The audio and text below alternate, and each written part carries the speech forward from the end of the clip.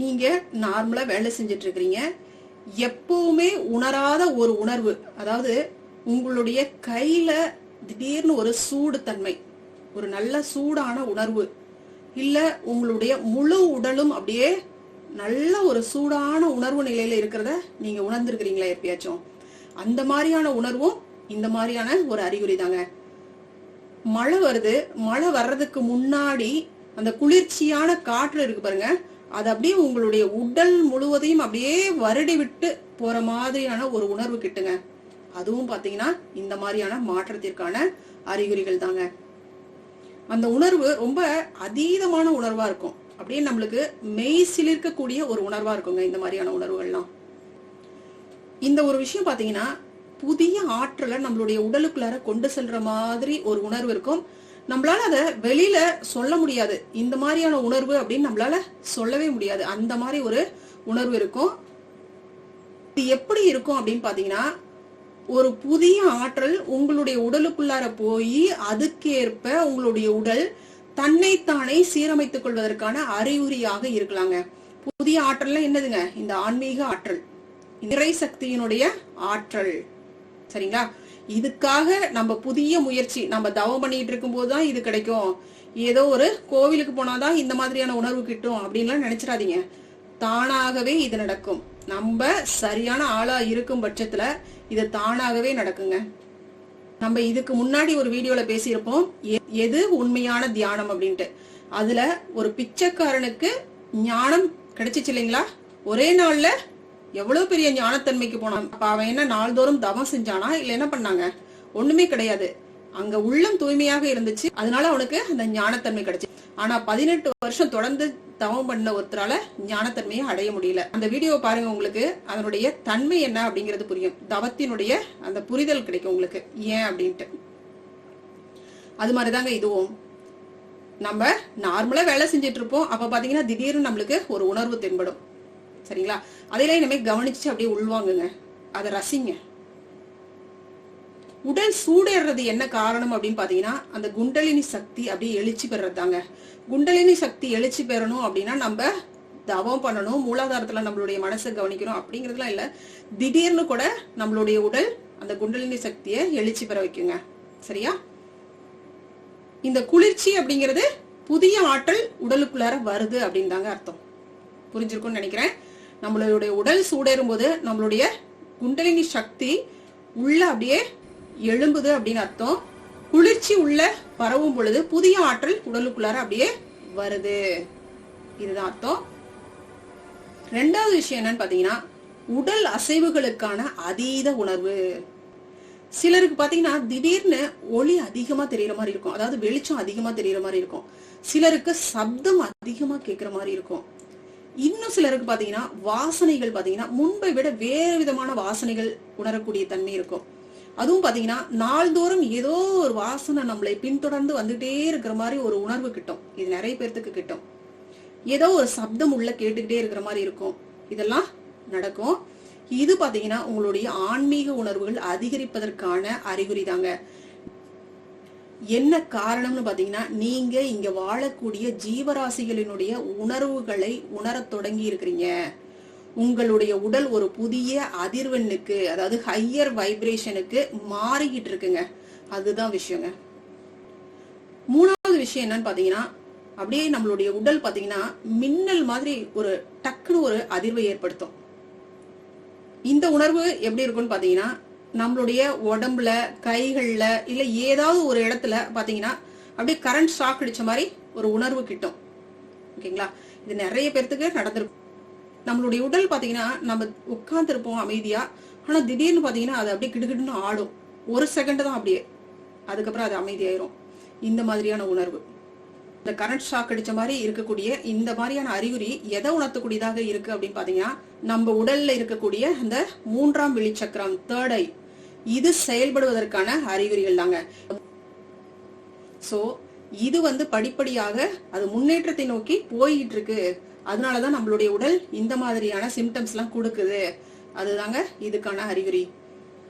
அப்ப இந்த நேரத்துல நம்மளுடைய உடல் ஒரு புதிய ஆன்மீக சக்தியை ஏற்குது.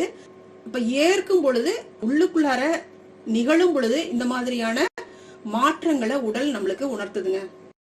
4வது முக்கியமான விஷயம் என்னன்னு பாத்தீங்கன்னா, சில நேரங்கள்ல நீங்க இரவு தூங்கிட்டு இருக்கிறீங்க, ஆனா 2ல இருந்து 4 மணிக்குள்ளார இந்த இடைப்பட்ட நேரங்கள்ல உங்களுக்கு அந்த தூக்கம் டிஸ்டர்ப் ஆகுது, உங்களால தூங்க முடியல, முழிச்சிட்டு இருக்கிறீங்க அப்படின்னா என்ன காரணம்னு பாத்தீங்கன்னா, அந்த நேரம் ஆன்மீக உலகினுடைய முக்கியமான நேரம். அது நம்மளுக்கு நல்லாவே தெரியும். நம்ம பிரம்ம முகூர்த்த நேரம்னு சொல்லுவோம். வள்ளலார் பாத்தீங்கன்னா அமுத காற்று இந்த பூமிக்கு வரக்கூடிய நேரம் அப்படின்னு சொல்றாரு. சோ இந்த நேரம் உங்களுடைய உடல் எப்படி இருக்குன்னு பாத்தீங்கன்னா செய்திகளை பெறக்கூடிய நேரமாக இருக்கலாம் அப்படின்னு ஆன்மீகத்துல சொல்லப்படுதுங்க. நம்மளுடைய உடலும் மனமும் ஒரு புதிய அதிர்வெண்ல வேலை செய்ய தொடங்கக்கூடிய ஒரு நேரமாக இது இருக்கு. அதுக்காக தான் அது அந்த நேரத்துல தன்னை தயார்படுத்திக்க வேண்டும் அப்படிங்கிறதுக்கு நம்மளுக்கு ஒரு விழிப்பு நிலையை கொடுக்குதுங்க. அடுத்து 5வது விஷயம் என்னன்னு பாத்தீங்கன்னா, இதுவுமா அப்படின்னு கூட நீங்க நினைக்கலாம். ஆனா இதுவும் இப்படிதாங்க சொல்றாங்க. காரணமில்லாத தோள்பட்டை கழுத்து முதுகு வலிங்க. உங்களுக்கு தோள்பட்டை கழுத்து முதுகுல வலி ஏற்படுது அப்படின்னா அது ஒரு சாதாரண உடல் வலியாக இருந்தால் கூட அதற்கு ஒரு ஆன்மீக காரணம் இருக்கலாம் அப்படின்னு சொல்றாங்க. இந்த இடங்கள்ல நீங்க கடந்த கால நினைவுகளை அதிகமா சேமிச்சு வச்சிருக்கிறதுனால உங்களுக்கு வலிகள் ஏற்படலாம். ஆன்மீக வளர்ச்சிக்காக உங்களுடைய உடல் பழைய அந்த விஷயங்களை விட முயற்சிக்குது. ஏற்கனவே இருக்கக்கூடிய அந்த பதிவுகளை அகற்றுவதற்காக முயற்சி பண்ணிக்கிட்டு இருக்கும்போது இந்த மாதிரியான வலி உணர்வுகள் உங்களுக்கு வரும் அப்படிங்கிறாங்க. இத ஒரு தூய்மை செயல்முறையாக நீங்க எடுத்துக்கோங்க அப்படிங்கிறாங்க. கர்மாவினுடைய தூய்மைக்காக இந்த மாதிரியான விஷயங்கள் நடக்குது அப்படின்னு நம்ம நினைச்சுக்கலாம். இப்ப பாத்தீங்கன்னா நிறைய பேர்த்துக்கு இந்த கழுத்து வலி வந்திருக்குங்க. லேடிஸ் குறிப்பா கழுத்து வலி அதிகமா இருக்கு, தோள்பட்ட வலி அதிகமா இருக்கு. ஆனா இதுக்கு ஆன்மீகத்துல சொல்லப்படக்கூடிய காரணம் இதுதாங்க. உங்களுடைய பாஸ்ட் அதிகமா நீங்க சேர்த்து வச்சோம்னா நம்ம நிறைய விஷயங்களை மன்னிக்கிறது கிடையாது. இப்ப மன்னிக்க முடியாத விஷயங்கள் எல்லாமே நம்மளுக்கு வழியாக நம்மளோட உடல்ல போய் சேர்ந்துருச்சு. இப்ப நம்ம இதுல இருந்தெல்லாம் விடுபடணும் அப்படின்னா ஈஸியா எல்லாத்தையும் மன்னிச்சு நம்மளுடைய மனசை அமைதிப்படுத்தி கொண்டு போனோம் அப்படின்னா இந்த வழிகள் இதுல இருந்தெல்லாம் கூட விடுபட்டலாங்க. இப்ப நீங்க இந்த பிரச்சனைக்கு டாக்டர்கிட்ட போனீங்கன்னு வச்சுக்கோங்க, அவங்க ஃபர்ஸ்ட் சொல்லக்கூடிய விஷயம், நீங்க ஸ்ட்ரெஸ்ஸா இருக்கிறீங்க, அதுல இருந்து கொஞ்சம் ரிலாக்ஸா இருங்க, கண்டிப்பா இதுக்கு ஒரு சொல்யூஷன் கிடைக்கும் அப்படின்னு தாங்க சொல்லுவாங்க. ஏன்னா இந்த கழுத்து வலி தோள்பட்டை வலி எல்லாம் வந்தவங்க அவ்வளவு சீக்கிரத்துல குணமடைஞ்சு நான் பார்க்கவே இல்லைங்க. அப்ப இனிமே நம்மளுக்கு இந்த மாதிரியான பிரச்சனைகள்லாம் இருந்துச்சு அப்படின்னா முதல்ல நம்ம என்ன பண்ணுங்க, மெடிடேஷன் பண்ணணும். நம்மளுக்குள்ளார ஏதாவது பிரச்சனைகள் இருக்கா, யாரையாவது மன்னிக்க முடியாம இருக்கிறோமா, நம்ம எதையாவது நினைச்சு கவலைப்பட்டு இருக்கிறோமா, அதெல்லாம் சிந்திச்சு பாருங்க. அப்படி உங்களுக்குள்ளார எண்ணங்கள்லாம் புதைஞ்சு கிடந்துச்சுன்னா அதை முதல்ல அகற்றுவதற்கான வழிமுறைகள் என்ன அப்படின்னு பாருங்க.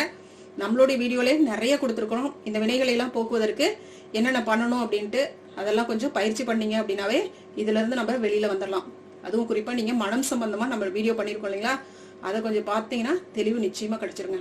இப்ப இந்த மாதிரியான மாற்றங்களை நம்ம எப்படி ஏத்துக்கணும், எப்படி அக்செப்ட் பண்ணிக்கணும் அப்படின்னு பாத்தீங்கன்னா, ஃபர்ஸ்ட் முக்கியமான விஷயம் தியானம் செய்யணுங்க. தியானம் பண்ணீங்கன்னா உங்களுடைய மனசை ஒருநிலைப்படுத்த முடியும். உங்களுடைய மனசு ஒருநிலைப்படும் பொழுது உங்களுடைய உடலை கவனிக்க முடியும். அதில் ஏற்படக்கூடிய மாற்றங்களை உங்களால புரிஞ்சுக்க முடியும். நீங்க மனசு ஃபுல்லா கவலையோட வேதனைகளோட இருந்தீங்க அப்படின்னா உங்க உடல் அப்பப்ப இந்த மாதிரியான செய்திகளை உணர்த்தும் பொழுது உங்களால அதை புரிஞ்சுக்க கூட முடியாதுங்க. இந்த பாதையில நீங்க போயிட்டு இருக்கிறீங்க அப்படிங்கிற தெளிவு கூட உங்களுக்கு கிடைக்காதுங்க. அதுக்கப்புறம் நீங்க அதற்கான அந்த வழிமுறைகளை நீங்க அமைச்சுக்க மாட்டீங்க, அதுதான் விஷயம். அதனால நீங்க தியானம் பண்ணினீங்க அப்படின்னா ஆட்டோமேட்டிக்கா உங்களுக்கு எல்லாமே சரி வந்துருங்க. இப்ப நம்ம தியானத்தை நம்ம சரியா பண்ணணும் அப்படின்னா மன அழுத்தம் அப்படிங்கிற ஒரு விஷயம் நம்மளுக்கு இருக்காது இல்லைங்களா. இது இயற்கையாகவே நம்மளுக்குள்ளார ஒரு மாற்றத்தை நிகழ்த்திரும். உங்களுடைய உணவு பழக்க வழக்கங்களை கொஞ்சம் மாத்திக்கோங்க. எந்த உணவு உங்களுடைய உடல் சந்தோஷமா ஏத்துக்குது, எந்த உணவை நீங்க சாப்பிட்டீங்கன்னா உங்களோட உடல் கஷ்டப்படுது அப்படிங்கறத கொஞ்சம் பார்த்து புரிஞ்சு அதற்கேற்ப உங்களுடைய உடலுக்கு உணவுகளை கொடுங்க. அந்த ஃபுட்டு பாத்தீங்கன்னா லைட்டா இருந்துச்சுன்னா உடலும் பாத்தீங்கன்னா ரொம்ப லைட்டா அப்படியே ரொம்ப சந்தோஷமா இருக்கும். அடுத்து இறுதியான மிக முக்கியமான விஷயம் என்னன்னு பாத்தீங்கன்னா, உங்க உடலோட பேசுங்க. நம்ம ஏற்கனவே சொல்லியிருக்கோம் மனதோடு பேசுங்கள் அப்படின்ட்டு. உடலோடையும் பேசணுங்க. உங்க உடல்கிட்ட அப்பப்ப அப்ரிஷியேட் பண்ணுங்க. ரொம்ப தேங்க்ஸ், இவ்வளோ நேரம் நான் இந்த வேலையெல்லாம் செய்யறதுக்கு எனக்கு ரொம்ப துணையா இருந்திருக்கு அப்படின்னு உங்களுடைய கைக்கு தேங்க்ஸ் சொல்லுங்க. உங்களுடைய உடல் பாகங்களுக்கு தேங்க்ஸ் சொல்லுங்க. உங்களுடைய மூளைக்கு தேங்க்ஸ் சொல்லுங்க. இப்ப நம்மளுக்கு தெளிவா புரிஞ்சிருக்கும் அப்படின்னு நம்புறேங்க. நம்மளுடைய ஆன்மீக பயணத்துல நம்மளுடைய உடல் பாத்தீங்கன்னா ஒரு புதிய அத்தியாயத்துக்குள்ளார நம்மளை கொண்டு போகுதுங்க. அதை எதிர்க்காம அதை அற்புதமா புரிஞ்சுக்கிட்டோம் அப்படின்னா அது ஒரு தெய்வீக கருவியாக இருந்து நம்மளுக்கு அற்புதமா வழிகாட்டுங்க. கடைசியா ஒரு ஜென் கதையோட இந்த புரிதலை முடிச்சுக்கலாங்க. இந்த கதையை பாத்தீங்கன்னா ஓஷோ தாங்க சொல்றாரு. உடலுக்கு எந்த அளவுக்கு நம்ம முக்கியத்துவம் கொடுக்கணும், இந்த இருத்தலுக்கு எந்த அளவுக்கு முக்கியத்துவம் கொடுக்கணும் அப்படிங்கறத இந்த கதை நம்மளுக்கு உணர்த்துது பாருங்க. ஒவ்வொரு நாள் காலையிலுமே ஜென் குரு ஒபாக்கு கேட்பாருங்களாம், ஒபாக்கு நீ இன்னும் இங்க இருக்கிறியா? அவருடைய சீடர்கள் சொல்லுவாங்களாம், வெளியாட்கள் கேட்டா உங்களை பைத்தியம் அப்படின்னு நினைப்பாங்க, ஏன் அப்படி செய்யறீங்க அப்படின்ட்டு. அவர் சொல்லுவாராம், காரணம் இரவில் நான் அப்படியே மறைஞ்சு போயிடுறேன், கனவுகளும் சிந்தனைகளும் இல்லாத ஒரு மௌனமான மனசா இருக்கு.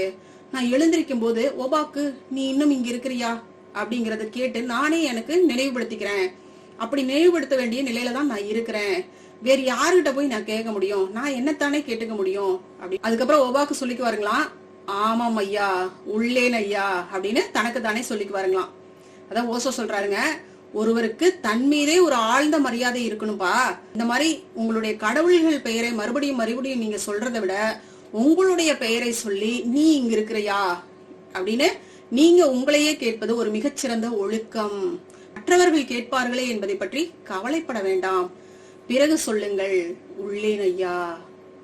சிந்திச்சு பாருங்க, உங்க பேரையே நீங்க சொல்றீங்க. அதான் ஓஷோ சொல்றாருங்க, நீங்கள் இதை செய்ய முடிந்தால் எத்தனை ஆழ்ந்த மௌனம் தொடர்கிறது என்பதை கண்டு வியந்து போவீர்கள். நீ இன்னும் இங்கே இருக்கிறாயா என்று நீங்கள் கேட்டு நீங்களே பதிலும் சொல்கிறீர்கள், உள்ளேன் ஐயா. பிறகு அதை தொடர்ந்து ஒரு ஆழ்ந்த மௌனம் இருக்கும். அது உங்களின் இருத்தலை நினைவுபடுத்துவதும் கூடவே ஒரு மரியாதை இருக்கும். ஒரு நாள் அதிகமாக இன்று நீங்கள் வாழ்ந்து கொண்டிருக்கிறீர்கள், நாளையும் வாழப் போகிறீர்கள். இப்ப இந்த மாதிரி நாட்கள் அதிகமாக உங்களுடைய வாழ்நாள் அதிகமாக நீட்டிக்கப்படுவதற்கான ஒரு நன்றி உணர்வு தான் இது. மறுபடியும் சூரியன் உதிக்கும், மறுபடியும் ஒரு நாள் ரோஜாக்கள் மலர்வதை நீங்கள் பார்க்க கூடும். யாருக்கும் அந்த மாதிரி தகுதி இல்லை. ஆனாலும் வாழ்க்கை தன்னிடம் கொட்டி கிடப்பதை பொழிந்து கொண்டிருக்கிறது. இந்த இறை பாருங்க எவ்வளவு அம்சங்களோட இயங்கிக்கிட்டு இருக்கு, அது எப்படியெல்லாம் நம்மளுக்கு உணர்த்திக்கிட்டு இருக்கு. இருந்தாலும் நம்ம அதை ஏற்கிறதே கிடையாது. அந்த அளவுக்கு நம்மளுடைய மனசையெல்லாம் இப்படி வச்சிருக்கிறோங்க. அதை ஏற்க கூட நம்ம முன் வர்றதே கிடையாதுங்க. வாழ்க்கை சிக்கல்கள்ல சிக்குண்டு உணரக்கூட முடியலைங்க. சின்ன சின்ன தருணங்களை கூட நம்மளால அனுபவிக்க முடியாம நம்மளுடைய மனசை அப்படி வச்சிருக்கிறோங்க.